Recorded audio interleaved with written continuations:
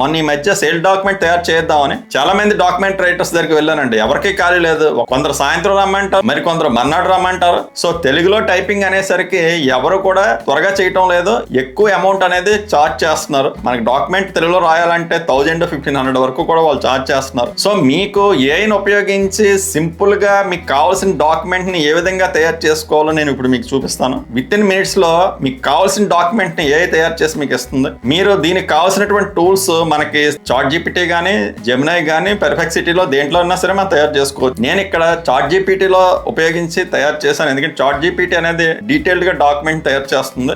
నేను ఒక sale document తయారు చేయడం కోసం ఏఐని అడిగాను. నేను దాంట్లో ఇచ్చినటువంటి ఇన్పుట్ అంశాలు ఏంటంటే sale date, buyer seller information, ఆస్తి వివరం అంటే ఏ ప్రాంతంలో ఆస్తి ఉన్నది, ఏ సర్వే నెంబరు, ఎంత ఎక్స్టెంట్ అనేది ఇచ్చాను. అదే విధంగా బౌండరీస్, 4 వైపులు ఉన్నటువంటి బౌండరీస్ డీటెయిల్స్ అనేవి ఇచ్చాను. జస్ట్ నేను ఒక సేల్ అగ్రిమెంట్ ప్రిపేర్ చేయమని చెప్పని నేను చెప్పిన వెంటనే ఈ డీటెయిల్స్ తీసుకొని చూసారు కదా, డీటెయిల్డ్ గా అది ఇంగ్లీష్ లో తయారు చేసి ఇచ్చింది. ఇప్పుడు నేను దాన్ని తెలుగులో ట్రాన్స్లేట్ చేయమని అడిగాను. చూసారు కదా, తెలుగులోను కూడా ట్రాన్స్లేషన్ చేసింది. ఇందులో ఏమైనా మార్పులు చేర్పులు కావాలనుకుంటే మనం గూగుల్లోకి వెళ్ళి తెలుగు టు ఇంగ్లీష్ ట్రాన్స్లేషన్ అని కొడితే ఈ విధంగా పేజ్ ఓపెన్ అవుతుంది. ఇక్కడ మనం ఇంగ్లీష్ లో టైప్ చేస్తే తెలుగులో వచ్చేస్తుంది. ఆ పదాన్ని తీసుకొని మనకు అక్కడ ఆల్టరేషన్ అనేది మనం చేసుకోవచ్చు. చూసారు కదా, ఏఐని ఉపయోగించి ఈ విధంగా మనకు కావాల్సిన డాక్యుమెంట్ తయారు చేసుకోవచ్చు. దీనివల్ల మన టైము, డబ్బు 2 సేవ్ అవుతాయి. మీకు కావాల్సిన డాక్యుమెంట్ మీరే ప్రిపేర్ చేసుకోండి ఈజీగా.